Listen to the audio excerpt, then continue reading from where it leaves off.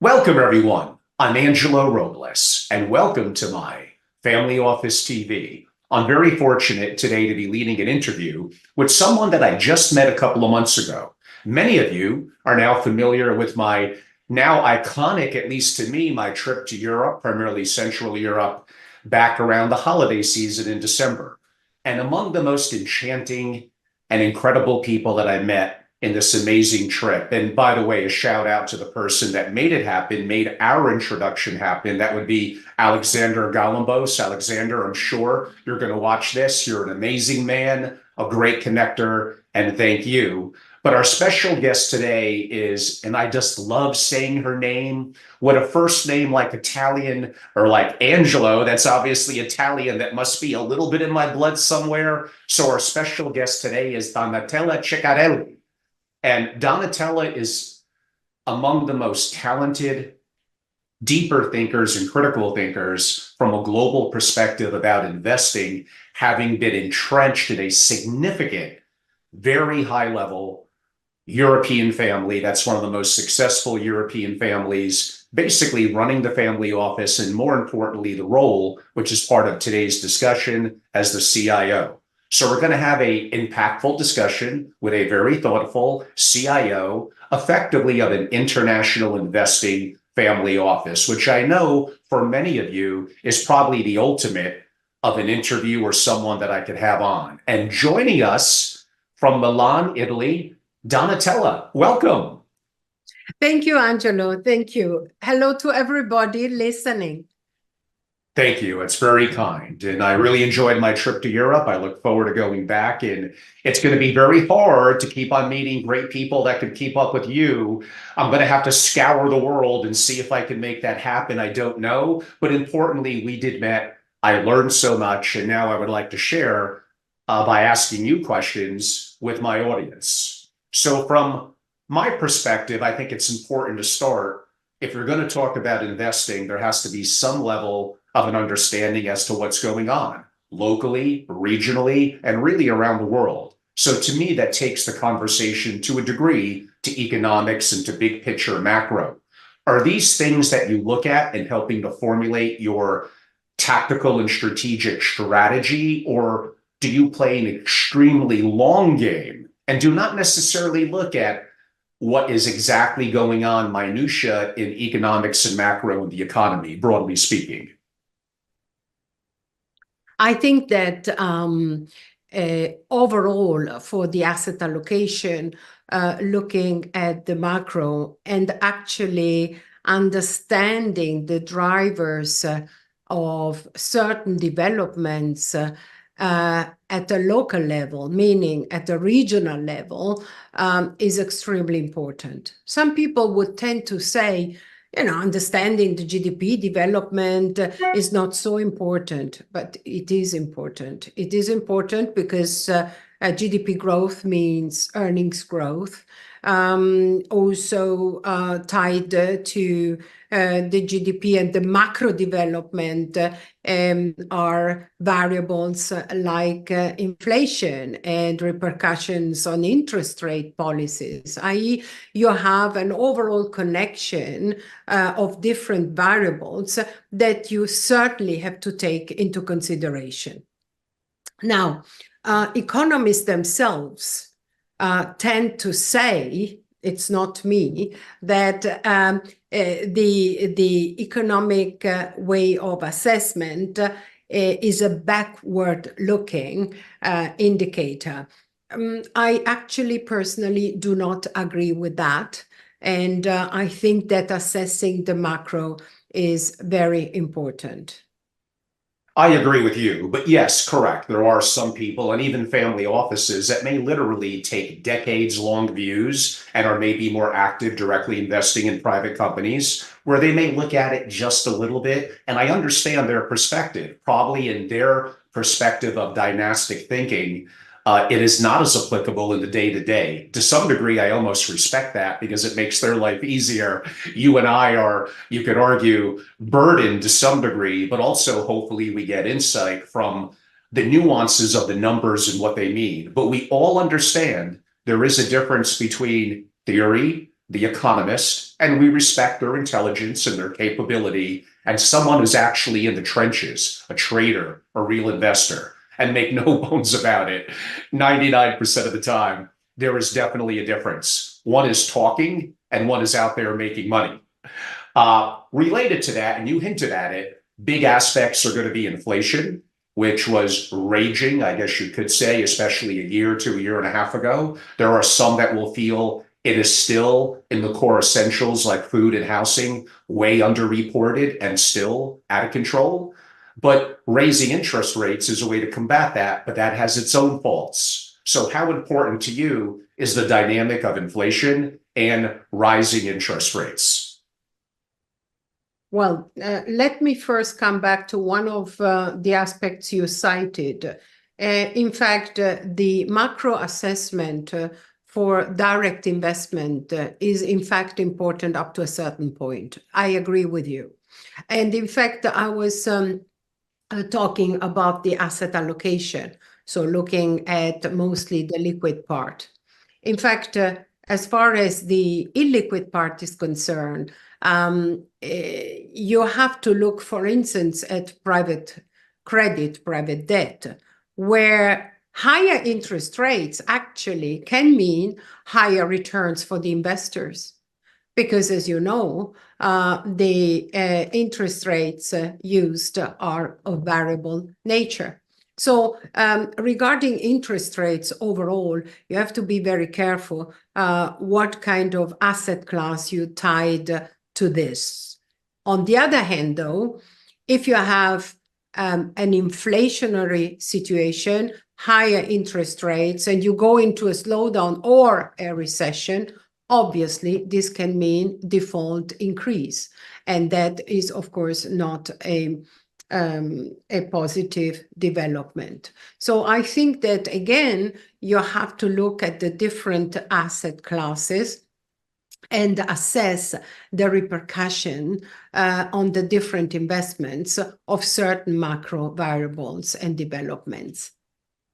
Of course, there's been 4 research reports that headed into what are concerns of family offices heading into 2024. UBS was perhaps the most prominent, but there were others. These are big institutions with good depth and connectivity with multi-billion-dollar family offices. Off the top of my head, the big 3 concerns heading into 2024, and I would effectively concur. It was geopolitics, number 1. It did vary a little bit by region. It was recession concerns, number 2, and a topic we already covered a little bit, inflation, because of the impact that does have, and the erosion of purchasing power, number 3. Given the fact that we already tackled a little bit, inflation, sticking to the first 2, geopolitical concerns, we have 2 wars going on, we have a lot of challenges with governments deeply in debt, we have a lot of problems. To say it lightly. But recession, I don't know. Here in the US, you look at the stock market, although a little bit misleading because it's driven by a small group of companies, but some of the market indicators don't look that bad. It's getting harder and harder to understand how the world works because what we learned in school and our past experience, some of it doesn't appear to be applying anymore. You're really right.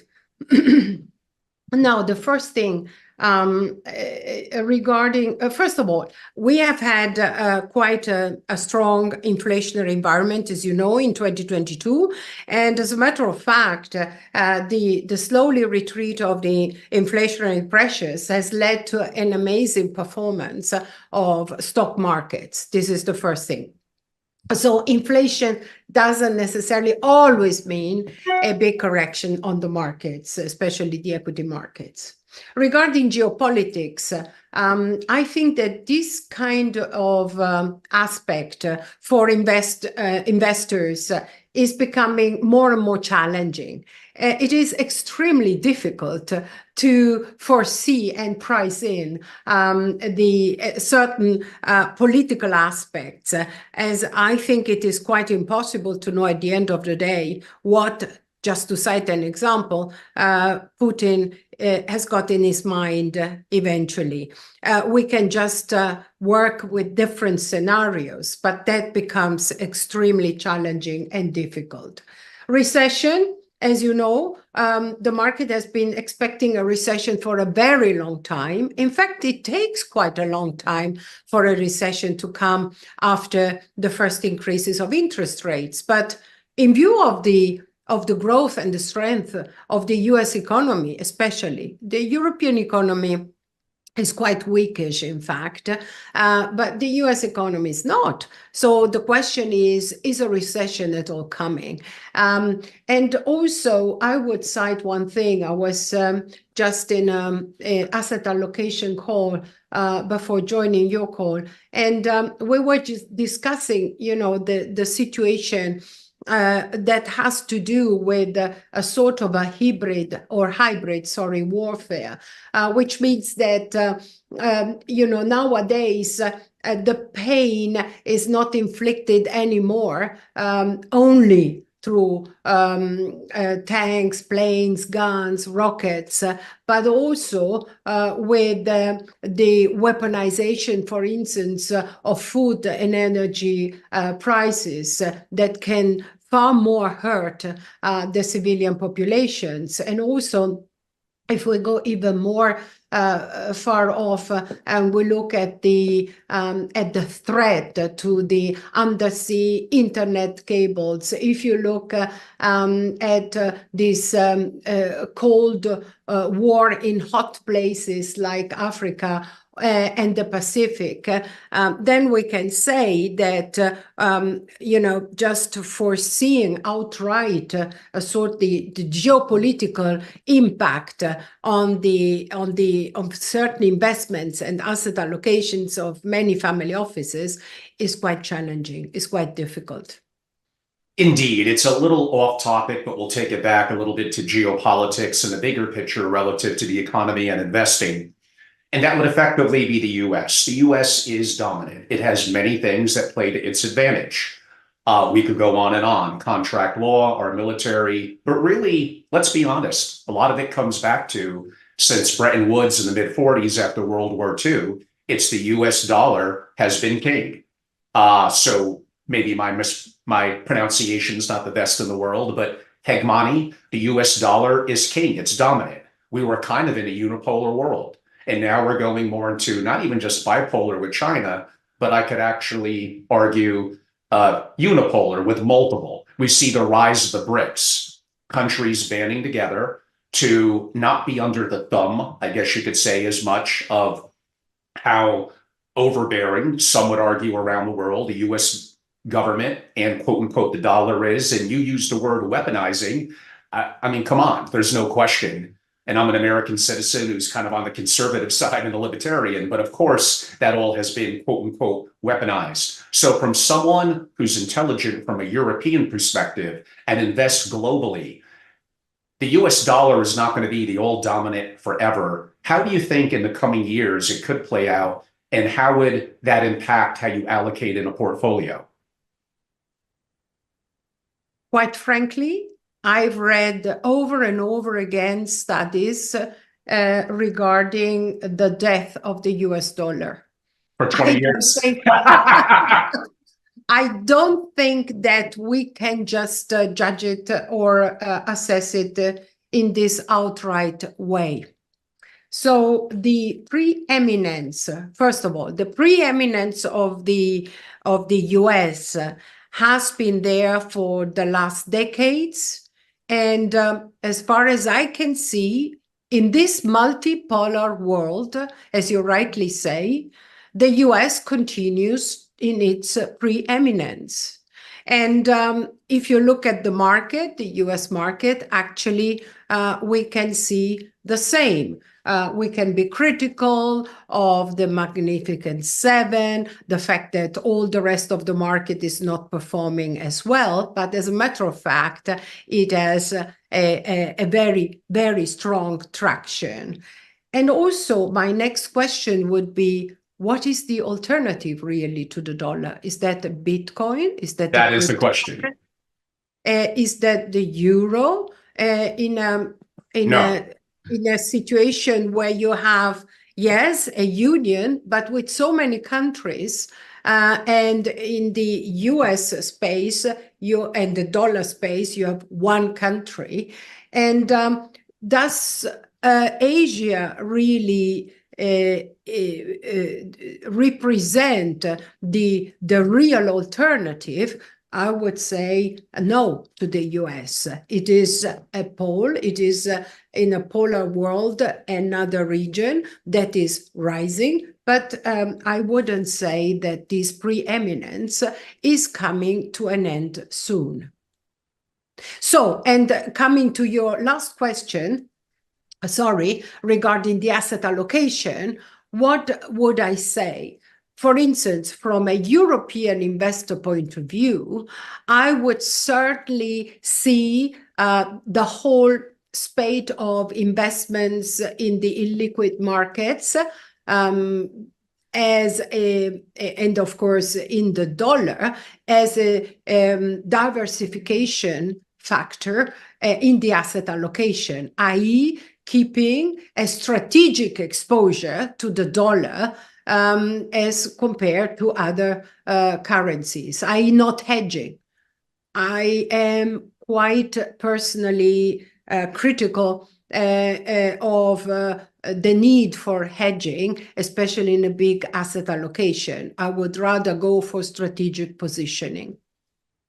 Interesting. And yes, I guess hedging means it's a cost associated with it, which could dampen returns. And sometimes when returns are roaring, you kind of have to let that run because that's a good opportunity. And yes, you can make the argument, what is going to replace the US dollar? If anything, it could be a basket and SDR, quote unquote, inclusive of the dollar. But I don't see that happening in the immediate near term. And our Americans, and I'm specifically Americans, but really Western, but mainly Americans, we're probably 95% dollar denominated in our equity positions. And I could argue that would be a little too extreme.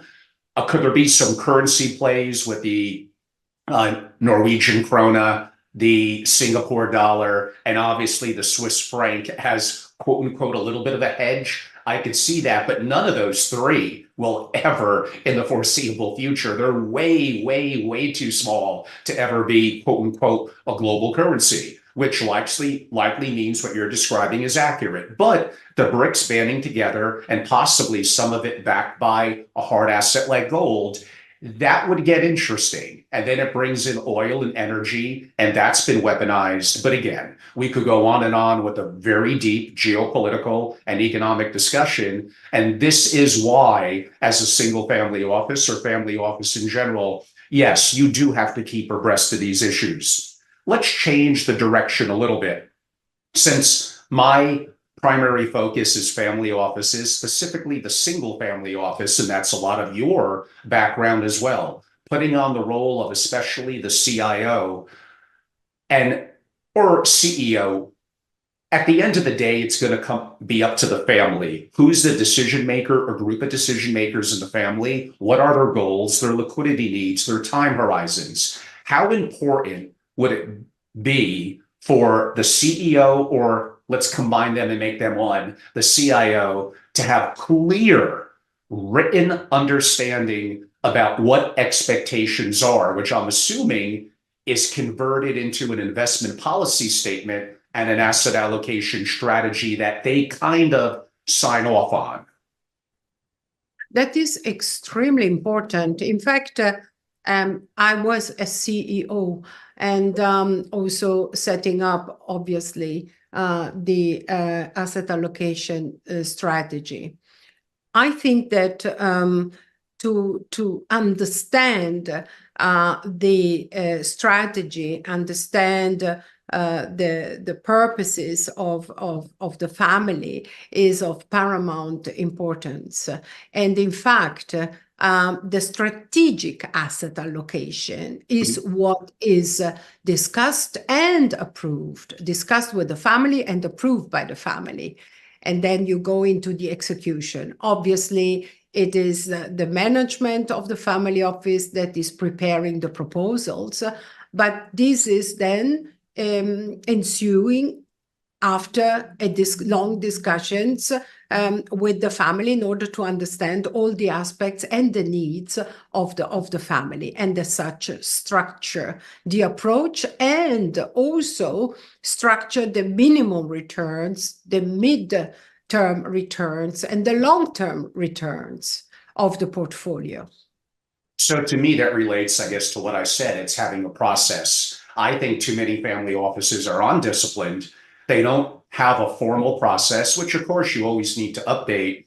But if something were to happen or someone goes down, by having quasi-standard operating procedures, others in the short term at least could step in. So, okay, you have the investment policy statement that sets certain parameters, the asset allocation strategy, it may be tactical, satellite, or more commonly, like you said, strategic. But now it is time to execute. And I guess that's where it gets interesting. If you're a seasoned executive, do you find it cumbersome if the family is so hands-on that anything we look to directly invest in or being LP, we need to run by one decision maker or multiple in the family? And what do you think of, and be honest, good or bad, investment committees?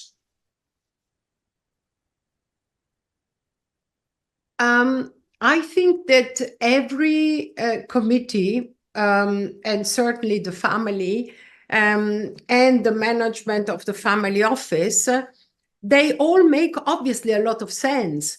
But I think that there must be clarity on who is doing what. Mm-hmm.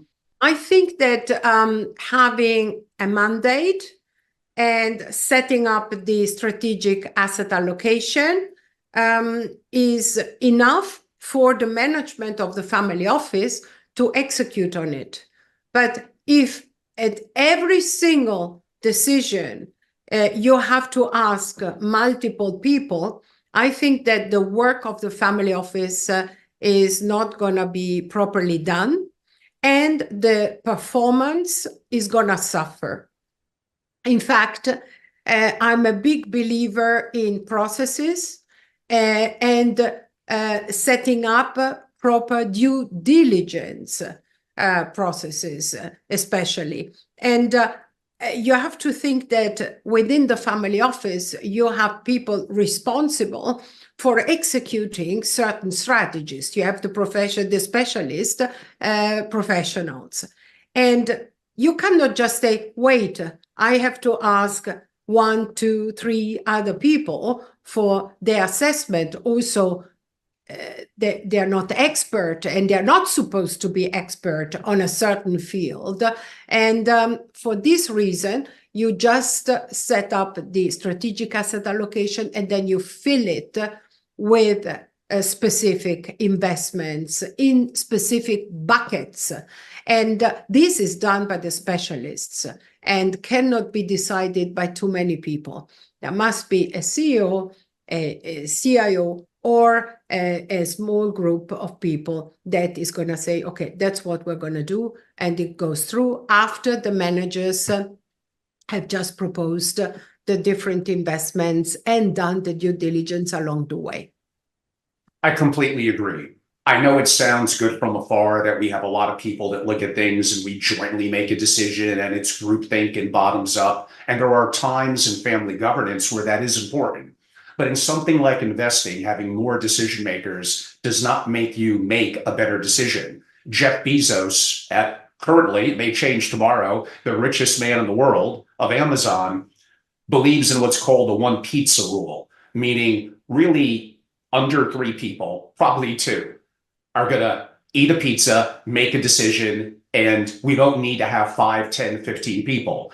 The problem, I think, with a lot of family offices, and I know they need to be careful on decisions with high consequences. I respect that. But that being said, they're too slow. Like, you think an advantage of a family office would be they're not an institution. They could think out of the box. They can make quick decisions. They could invest in verticals that maybe institutions for a variety of reasons can't. Yet too commonly, I see family offices. Unfortunately, most non-family executives are just very careful. They're very worried about their job. They want the safety in making a conservative decision that may not make them great, but it's probably not going to so-called get them fired. I think they're too careful. Why don't I get your feedback on that, and then we're really going to dive into your sourcing and diligence on managers. Well, I think that once you set up the strategy in a different bucket, then the strategy has to flow, has to go. Of course, new investments or new fields of investment require a discussion before they are executed, in order to make sure that you have set up the processes, obviously the targets and the purpose, and the appropriate professionals, just to make sure that these new investments are performing well. So in that respect, I think that you have to differentiate. You cannot be always too slow. And the aspect of not wanting to take risk is something that I do not understand so much. What you have to do is, in my opinion, is to make sure that whatever you do is going to protect your capital, and that you're not just improvising things too quickly, so that you might have a permanent loss. For instance, one of the most important aspects of investing in private markets is to have a very stringent due diligence process that can take 6 months, 1 year. But then, we're getting to that. Trust where then the managers very, very well, you know what they're doing, and you can follow. As a matter of fact, the GPs, of course, they are gonna bear the responsibility for the investments that are made. But actually, through a stringent due diligence process, you can really avoid big pitfalls and permanent loss of capital. This is just an example. On top of it, what you do is that, especially for the private markets, for instance, you just set up a program so that the managers know, for instance, what to do each and every year, how many investments they want to perform, they have to perform, and so on and so forth. Something different is in the direct investment field. If you have a principal that loves to do direct investments and buy stakes in companies, that kind of aspect can be done in a different way. But still, you need to make sure that the due diligence processes are in place. So I'm a big fan of this. No improvisation. It can be very dangerous. Yes. I mean, I have a saying that relates a little bit to that. Besides my saying that undisciplined family offices don't work, most single family offices don't last 15 years. And the reality and mathematical reality is most are average. A certain percentage will be good. And in my opinion, having traveled the world, having met with 2,000 single family offices, about 3% are great. And I tend to notice that very quickly. And you're in a little different role in your career now. But when I met you and we were having the conversation, I already knew from my experiences and hopefully a level of competency that, boy, this Donatella, any family office that she's a leader in, it's going to be great. And we disagree on certain things from an investing perspective, and that's okay. A way that I rephrase that a little bit is mediocre family offices want to be left alone. Good family offices want to be mentored, and great family offices, very few, want to be told the truth. They may disagree with that truth, but they have competency, they identify their blind spots, they move ego aside, and they have a results-driven focus that is commonly also built around access, their network, their mentorship, and their capability of people around them. Now we're getting into the heart of it. So it's overly simplified, but some family offices are more focused on direct investing, and the majority, I would say, are more focused on, why don't we outsource to what we deem to be best in breed relative to our focus. Most family offices do little combinations of both, but I would say the majority lean towards, we're going to have a relatively lean team, which I know you disagree with. We'll get to that.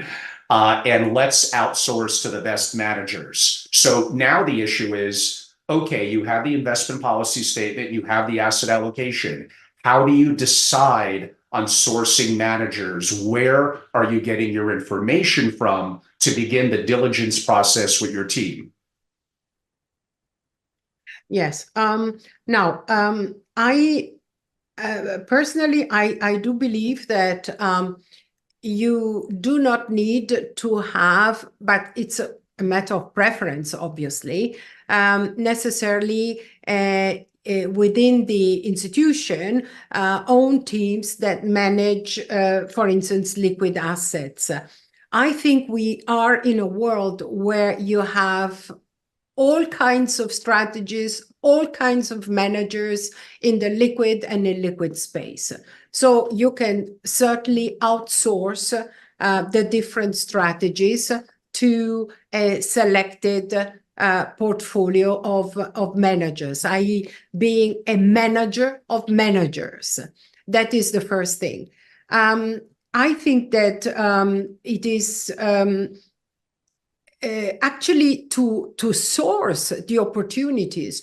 It's not so difficult in a way that whatever you do, be it in the liquid space, in the illiquid space, and also direct investments, as soon as the market knows that you are performing certain investments, then you will have plenty of opportunities to choose from.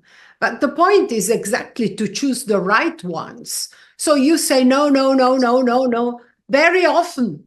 And it is much better to say no than to be too open and really be very strict in what you're looking for.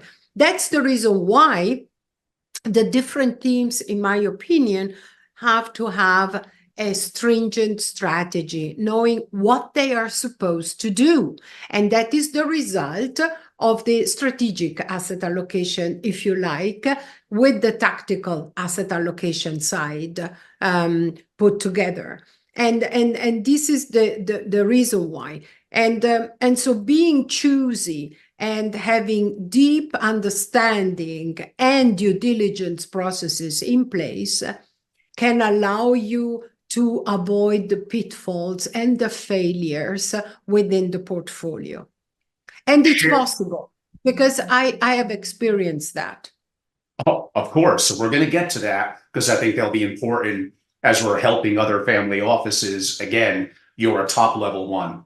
So in terms of you're building a team that is going to, some people, we may call it an analyst, you may call it a managing director, but you're effectively building an investment-centric team, even though they may not be pure direct investors in the traditional sense of the word. They have the capability of sourcing and of doing diligence and following a process that will then circle back to you so decisions can be made on executing on that part of the quote unquote asset allocation. If you could share with our audience what it's probably 200 plus questions, so we can't go through all of it, but what does some of that diligence look like that's important to you with your team and then you making a decision? It varies. It varies very much. Obviously, I would say that especially for the liquid side, extremely important is the track record, meaning how long has this manager been managing for and how successfully, how many funds and so on. So for instance, in the liquid space, first-time funds are very difficult to subscribe, to commit to, as we do not know if the team is going to stay together, if the whole venture is going to work out.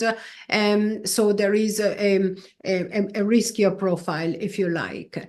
In the liquid space, in fact, you have the so-called questionnaire that you send out, and then you do follow up, and you make sure, obviously, that you also visit the managers and that you just look at the people face to face. And actually, in a world of remote working, looking at people in the eyes is, for an investor, extremely important, be in liquid, illiquid, direct investments, or whatever form that might be. I do believe that this kind of procedures can really lead to a lot of success. You said a lot there that I want to dive into. And we also have to realize, we see that here in the US and around the world, that certainly certain GPs and funds can be fraudulent. So understanding accounting and other diligence and verifying is very important. It's similar when you're making direct investments into a private company. Just because you're getting a profit and loss statement, a cash flow statement, et cetera, doesn't mean that it's 100% real. You need to verify it with bank statements and other methods, which we won't bore the audience and get into. But this is really important. You hinted at it earlier. I'm going to change your words a little bit, but let's just say you're looking at a given vertical to put an asset allocation in, and your team is sourcing managers, and they come across a good manager who appears to check the box, but there could be something better out there.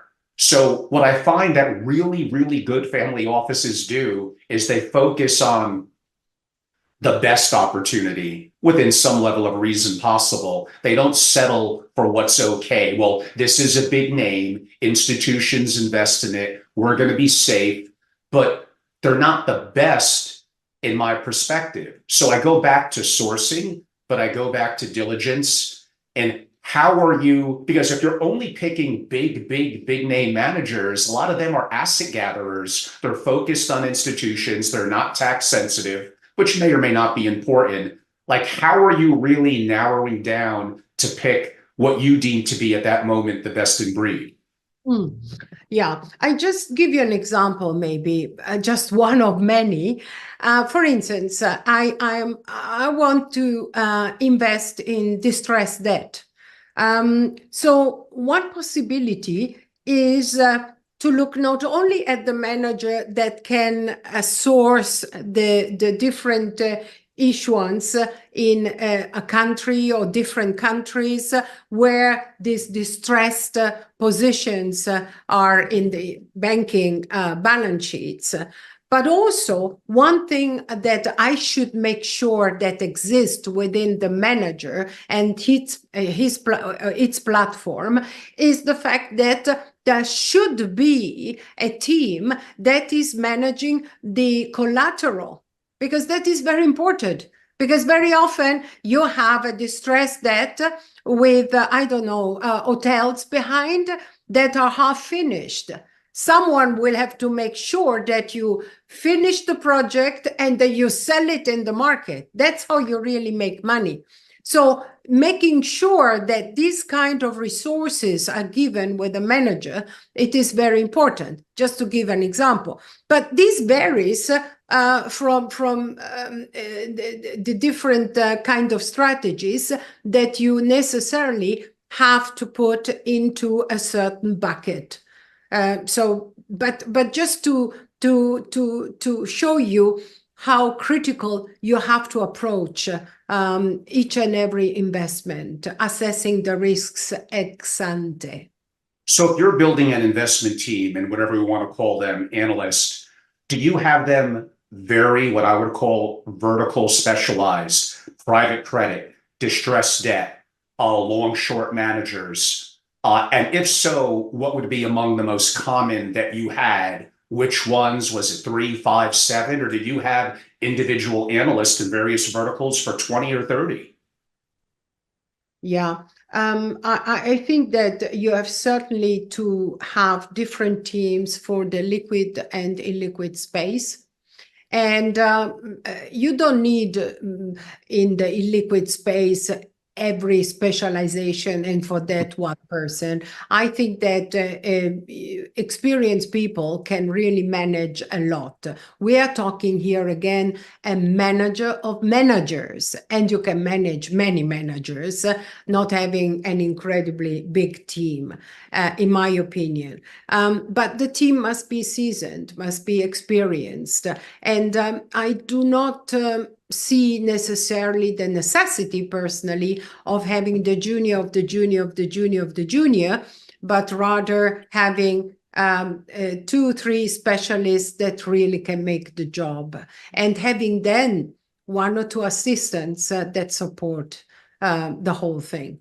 So quite simple structure.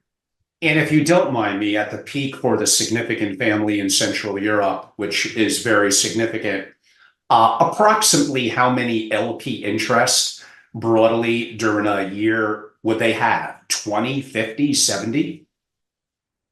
You mean an average family office, single family? More so a larger scale one, like one that you represented. Were you managing 20 different LP interests or more? More. I mean, big family offices. I just spoke. It can go in the region of 100, depending on Wow.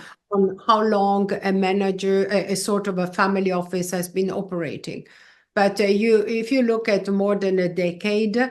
And having a program, that is important. Having a constant program will lead necessarily to maybe not managers, can be different funds, maybe less managers, but at the end of the day, you have different strategies. Diversification is extremely important. So you can have important portfolios, and that's why I believe it's so important to have seasoned and experienced managers of managers so that they can really cover a lot and really manage and really follow this portfolio, monitor the portfolio rather accordingly. Wow, that's a lot there. So like you said, a multi-billion-dollar single family office may very well have, like you said, and I've seen a couple here in the US, 80, 100, or quote unquote more outside interest. So that means they need to redo diligence every year on those managers. And I'm assuming you're getting in some and getting out of others. But if you're getting in certain managers, the money's going to have to come from somewhere. So if it's not being pulled out of cash, which US treasuries are relatively attractive short term right now, you're taking money out of one manager for what you deem to be a better opportunity. First, we have to distinguish between liquid and illiquid buckets. In the liquid buckets, actually, I would say that I would follow an underperforming manager, which can always happen in between in the long run, for 1 year. If within 1 year, a given manager is not going back to the expected performance that should come, especially if I look at the rates in the market, the situation of the market, of the sector they're operating, or whatever that might be, then of course it's going to be replaced. No questions asked furthermore. Regarding the liquid space, obviously, that is not so easy. I know that the secondaries in some phases of the market become more and more attractive, but actually you have to do your due diligence in the liquid space for in a very in-depth way before you do the investment. Because once the investment is done, it's a little bit like a marriage. You don't get out so easily. And actually, of course, you can sell, it's secondary, but usually you are in for the life of the fund. Let's put it this way. And back a little bit to the team. So the team is potentially managing what I would define as various verticals because they're really good. They're talented. They don't just need to focus on this one person for distressed debt or private credit, but maybe if it's a large enough allocation and important enough to the family, possibly. So there's a lot on their plate, and then you're making decisions along with them, maybe who to get out of, who to get into every year, being tactical, maybe somewhat, of course, mindful of taxes as well. 100 or even 50, that's a lot. Do you use a technological platform to help monitor this?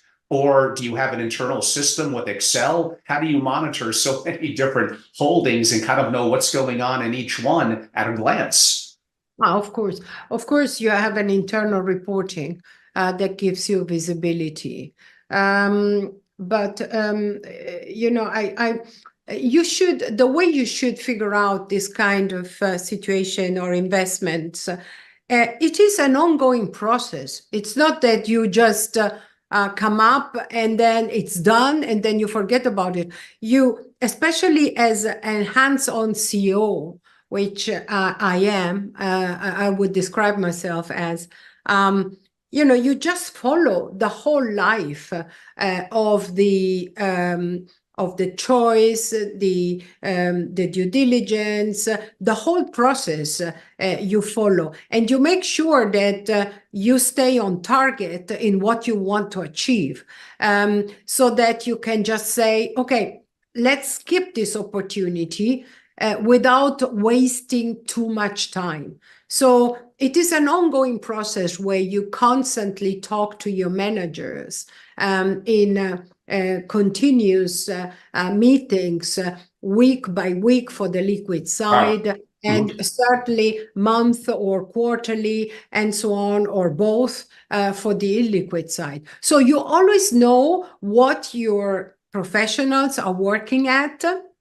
And also you give your input in terms of strategic sectors that should be followed more, where maybe the asset allocation or the bucket needs reinforcement in a certain theme rather than what is already there. So it is an ongoing process. Given that the world is turning upside down, I could argue we're turbulent times. That also creates blood in the streets. Blood in the streets creates opportunity for those, and maybe more in privates and real estate, for those that were over-levered. But that's also why there's distressed debt funds, there's private credit. What are certain verticals that, being tactical at the moment, and maybe private credit's one, that you would look at now as, if we have the patience and the money, now is an interesting time? Give us some investment themes and verticals. I continue to, for instance, look at credit risk sharing opportunities in the private debt. I think that there are new opportunities in terms of direct lending. We have seen incredible opportunities here in terms of returns for the investors. As you know, the banks have retreated from providing credit and loans in many regions of the world, and private debt funds have jumped in. And I think that this means that, as you've seen in the recent last year anyway, we were talking about 13 to 15% returns, way above the expected average return for this kind of investments. I think that slowly one should go back in the liquid space into the metal universe. Yes. Something like copper looks very promising, lithium, uranium. There is a lot going on in this space. One could look, for instance, in view of the situation that we see in the US with some regional banks at sort of a foreclosure infrastructure, very specific kind of field. And also there is a global drone race going on. So in the direct investment space, that could be an area to further look into. I'm not at the moment looking at China for to pick up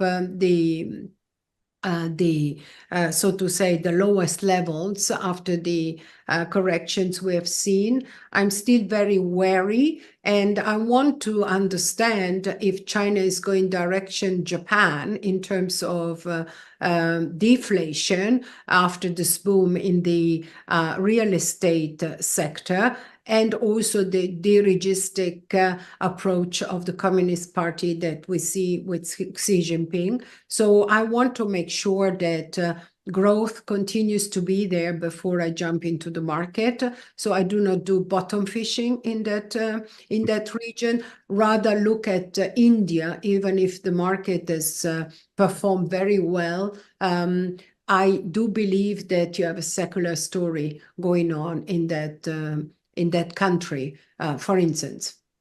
I had a conversation with one of my multi-billion-dollar family offices who is effectively exclusively active in directs and private companies. So it's not a perfect analogy, but they gave me a couple of verticals that they're looking at. And some of them are because private equity funds, for a variety of reasons, sometimes regulatory and sometimes other, are not really active players in. Henceforth, they don't quite have as much competition. I'm going to name a couple of these sectors, and if any one or two pops out that, interesting, maybe a large enough family with patience could be interested. Renewable energy, alcohol and spirits, cannabis, gaming, which I find interesting, and the defense sector. Anything there that stands out to you is, I like that in today's market? I actually I like all of them. Renewables, I haven't mentioned this because I think that everybody is aware of the climate changes and the need to change the production of electricity all over the world. So renewables, of course, it's a clear investment theme. Cannabis, I can see that. Gaming as well. I know that this is more controversial and it's not for many ESG funds. Defense, it's a very important aspect. Also difficult for some investors, but the idea is that defense is necessary in order to defend our democracy. I do not go so much with alcohol, but it's just a personal point of view, nothing more than that. So I respect that. I mean, Donatella, come on, I'd love to buy a limoncello company. If you have one for sale in Italy, let me know. We'll let I'm in. I'll get the money together, I promise. Bring me your deal. But I like these themes for sure. Yeah.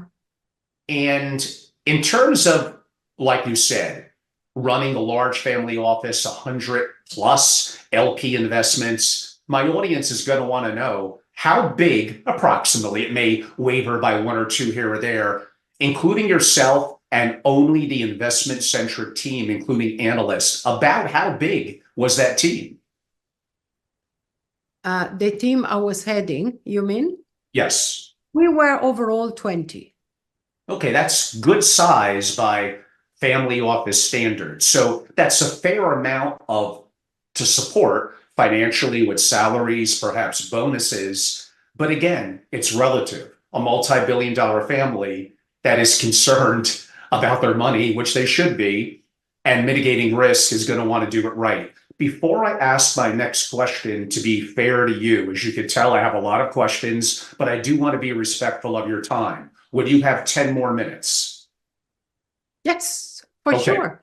With pleasure. I thought maybe you had a hard stop at the top of the hour. So out of respect, I was asking. For those of you that watch this on video, that will make no sense because you don't know, of course, what time it is.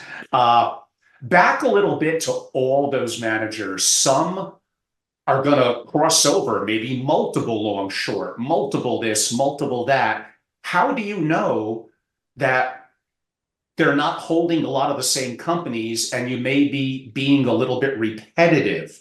I understand they may get in and out at different times. It's complicated, but how did you address that issue? That is a very good point. You have to make sure that the overall exposure to certain companies or sectors is not so big that it can derail your performance overall if something goes wrong. But from my point of view, there is one thing also to say that actually it is much better to have pure investments in different themes and regions, and being the family office, the multi-asset manager. that is a much better way than taking a multi-asset manager. It is a very in and fashionable way of approaching and makes sense, certainly for many. But when you have a certain critical mass, then you can certainly become and be the multi-asset manager. You should be. You cannot expect also a liquid manager, for instance, to increase too much the cash levels. It can be maybe 5, 6, 7%, but no more than that, because it is not his job. His job is to be invested 100%. And the job of the family office and the asset allocator is then to reduce certain exposures according to certain evaluations and economic cycles and earning cycles. That is the way I see it.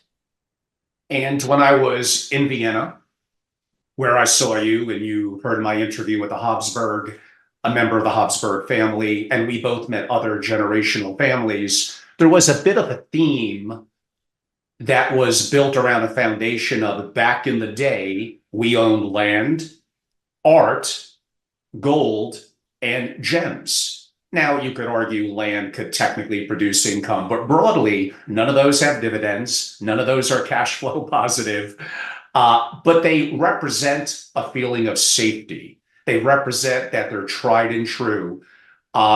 You could be tactical and look to trade it via maybe an ETF in certain of them, but for the most part, these are things that I would recommend that families have direct ownership of. We're not going to have the time to get into in your house, in a bank, or in the mountains in Switzerland and have a proper custody and storage, a different discussion for a different time. But in terms of the ownership of those sorts of assets, again, land, art, gold, and gems, do you simply leave it up to the principal, the family, to do their thing? Do you actively recommend direct ownership and understanding that in some ways it may be a bit of a drag on the portfolio, but it serves a purpose? What was your thoughts? That's a very good point. Actually, I think that it's a bit a differentiated kind of aspect.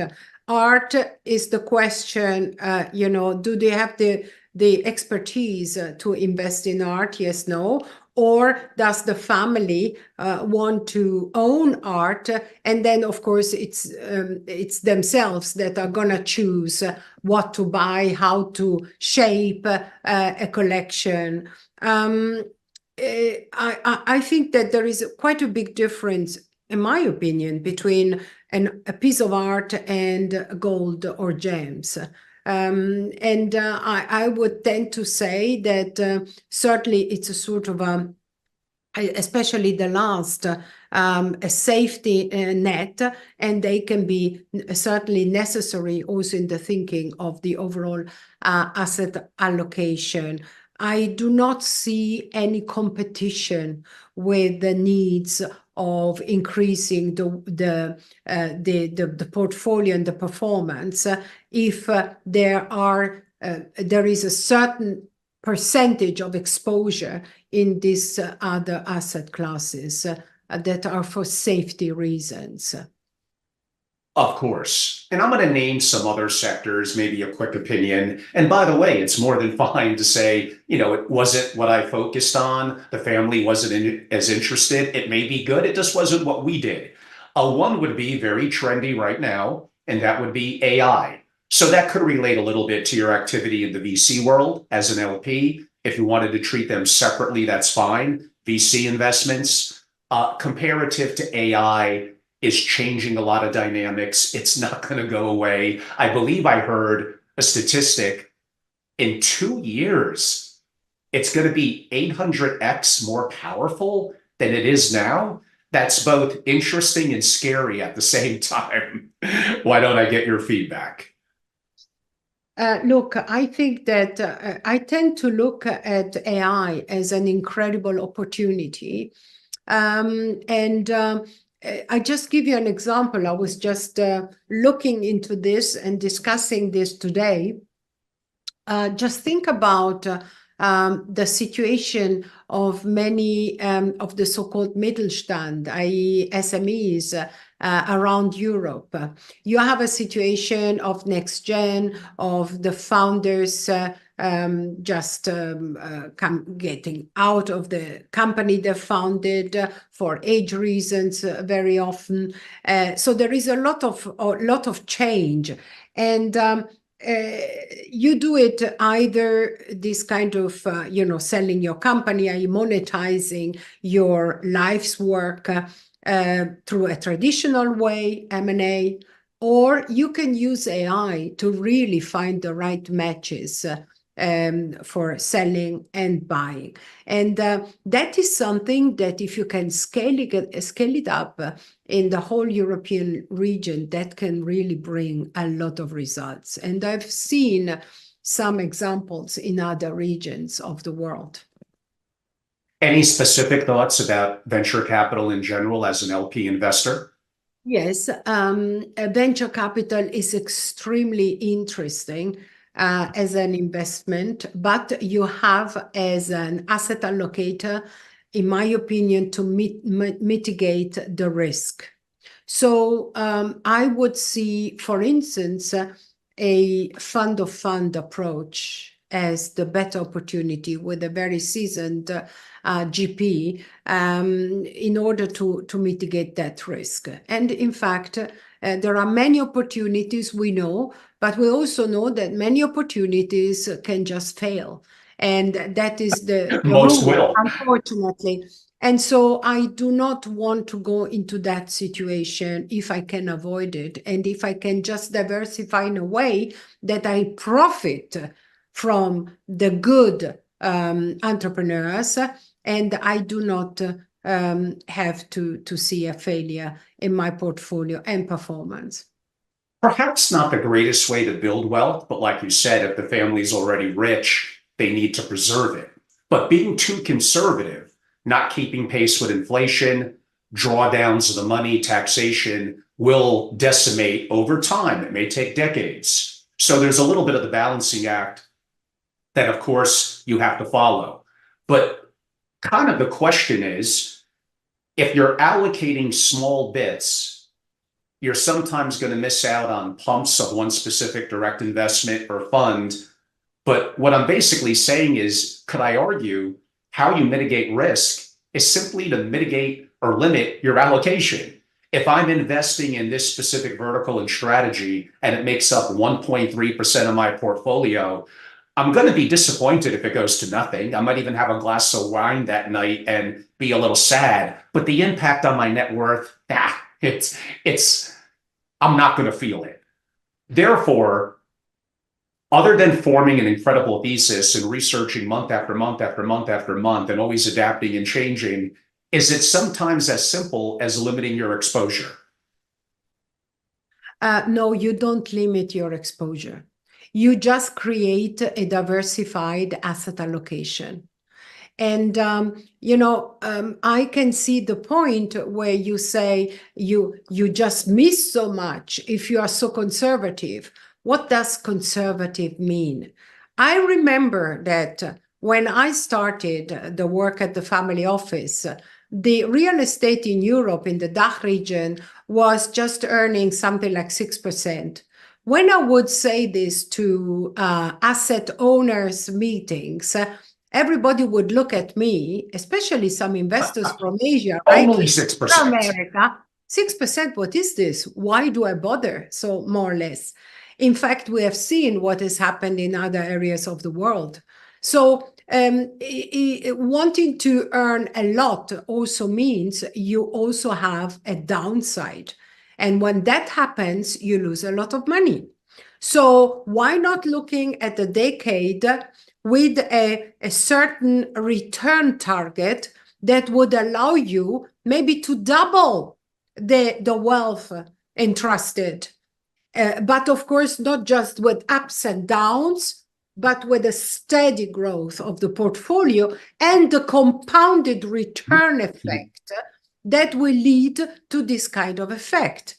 Because as a matter of fact, if you limit or exclude the drawdowns, you're going to, per definition, going to double your wealth over time. Very good. Two or three final, we could go rapid fire questions. What do you think is the biggest mistake that most, and it could be investing centric, that's fine. The biggest mistake that family offices make?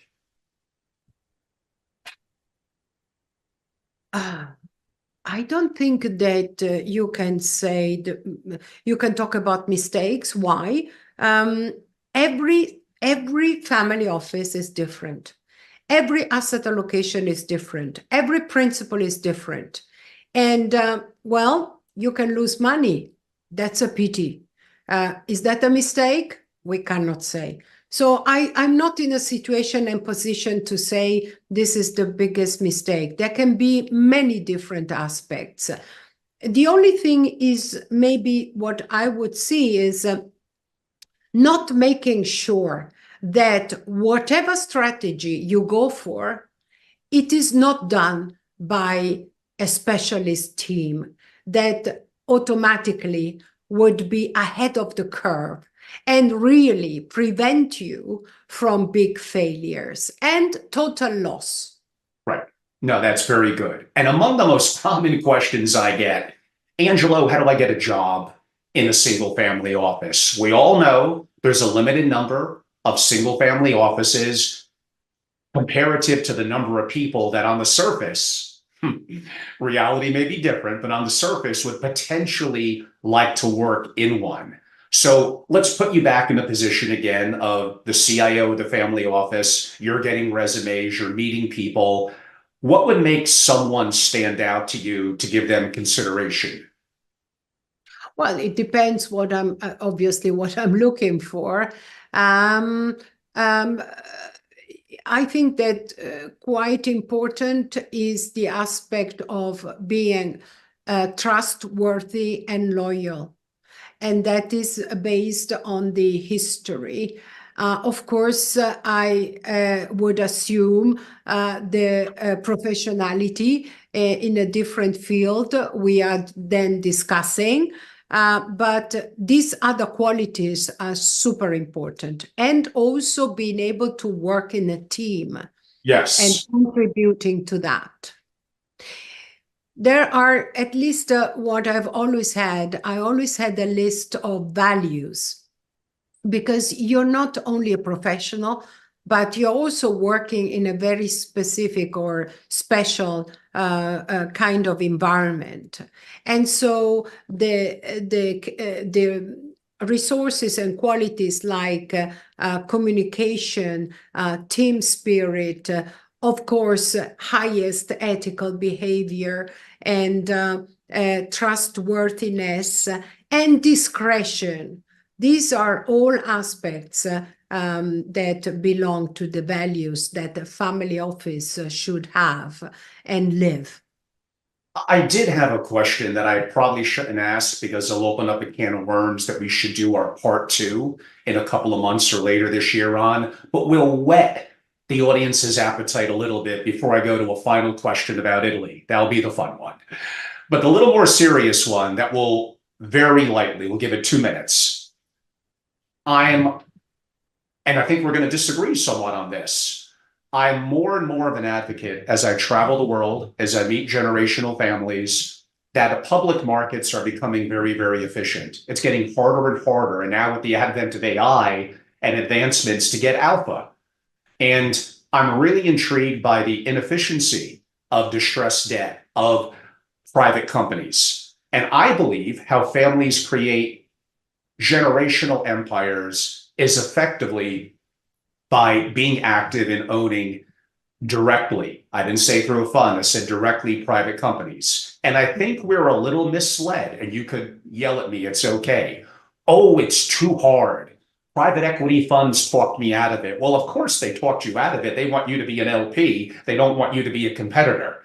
So I spoke to 3 family offices, each multi-billions of dollars. Admittingly, the principal sometimes is kind of a star, so they may have a little bit of that gravitas around them. And they're like, Angelo, you're right. We're actually surprised that more families are not active direct investors setting up a holding company. And we don't have a big team. We have a team of like 5 or 6 people.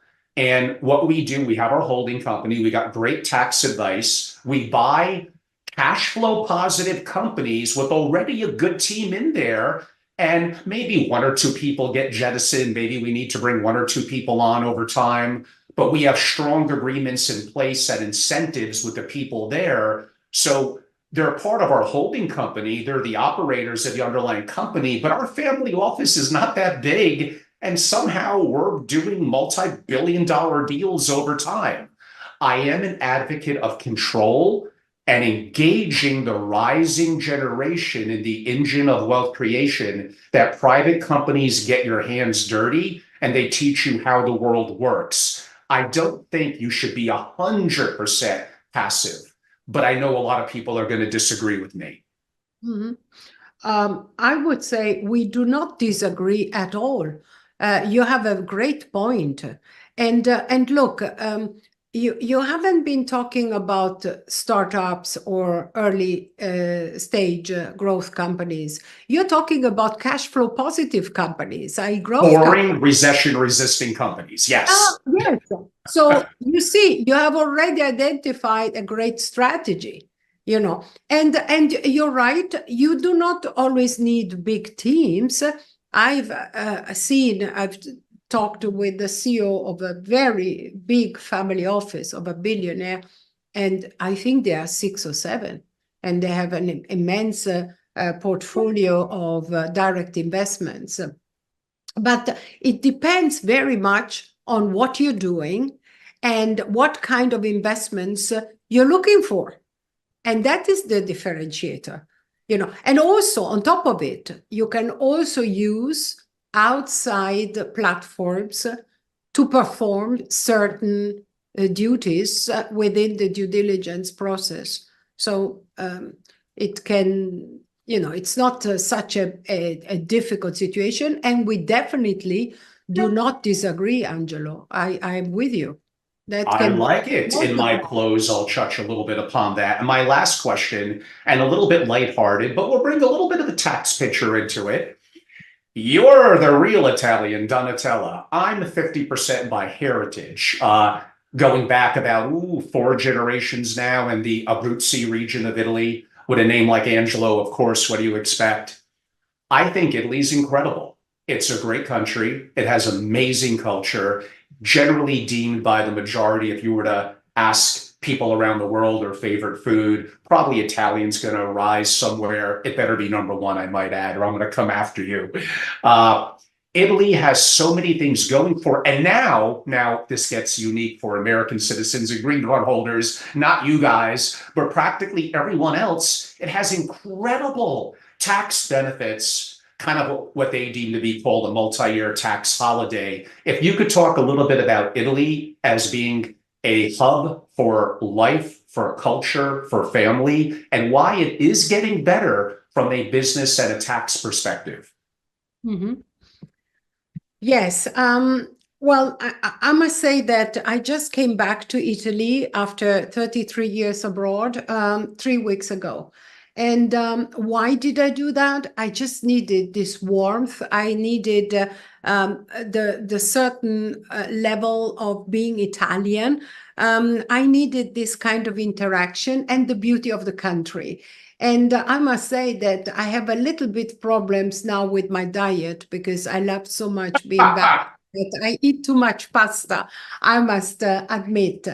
The country, and especially Milan, where I live now, has seen, especially Milan, a lot of influx of foreigners coming from different European countries, but also from other regions, because the government has introduced some years ago a so-called flat tax that is extremely favorable for foreigners who become resident in the country, and they just pay 100,000 euro per year, and all what they own outside is not subjected to Italian taxes at all.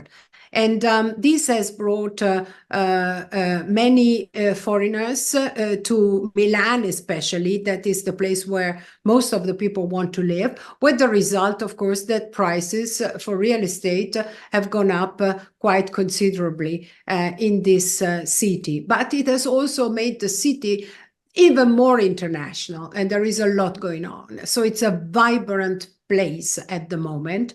And on top of it, you have also a little bit of, if you like, renaissance of what is meant to be entrepreneurial families. And this one is also something which is part of an overall European kind of development, where you have the next gen coming into the family businesses, and where there is a rejuvenation and a renewal, and certainly also an analysis of what it means doing business from Italy. What is missing at the moment, as far as I could see, is a startup ecosystem. But I've already met some brilliant minds, and what I've seen is that they have different companies, very technology driven, and they just look. They work in Italy, but they also integrate teams in America, which continues to be the market for the innovation, and also teams in some other countries in Europe that work together and bring together a very strong platform. So Italy is part of a whole, if you like. Indeed, lots of questions I would have, not just on Italy, but broadly in Europe. Europe compared to the US, I think there's advantages and disadvantages. You mentioned a great strength of the US, and part of it's Silicon Valley and the wild west of America and cowboys, and a very independent spirit that allows for the freedom to be an entrepreneur, to create companies and to fail and almost have it be a little bit of a badge of honor and then do it again, where sometimes in more traditional and more regulatory centric environments like most of Europe, that is sometimes, I don't know if I'd use the word frowned upon, but there's more in your way in terms of doing that. But there are advantages, you could argue, food and culture. Some would say lifestyle. We could save that for a part two and do a little bit of a deeper dive. I do want to be respectful of your time. What I said 10 minutes, 23 minutes ago, ended up being 2.5 times longer than I promised the final quote unquote 10 minutes to be. And yes, I did have to leave some questions until next time. We didn't get into real estate and some other topics that we'll save for a future time. For those that would love to learn more about you and follow up with you, how could they do so? How could they learn more, and how could they potentially reach out? I have a LinkedIn profile. Either they come through you or they just write to me through my LinkedIn profile. Yes, and everyone, and you'll find this a little more in Europe. Unlike us salesy Americans like me, Donatella is very low key, not really looking specifically for anything, probably doing me more of a favor by coming on. But hopefully that says a little bit about me too, but more so a lot about her and the value that she brings to the table. By the way, it's Donatella, Donatella, and her last name, Ciccarelli. Finally, I pronounced someone's last name correctly, I hope. Yeah, congratulations. You think I could at least get Italian names? One of the few. You're one of the few. Last name is spelled Ceccarelli. At minimal, like she said, look up on LinkedIn. Maybe she posts once a year, a couple of times more frequently. Who knows what the future might hold? But definitely recommend the follow. So we greatly appreciate Donatella being an incredible guest, and very much look forward to hopefully once or twice a year being on, because I got hundreds of questions and the world is changing so rapidly. Even some of these similar questions 6 months from now could be very different. So my two parting thoughts: one, representing both me and Donatella, thank all of you, and a reminder, some would say a disclaimer.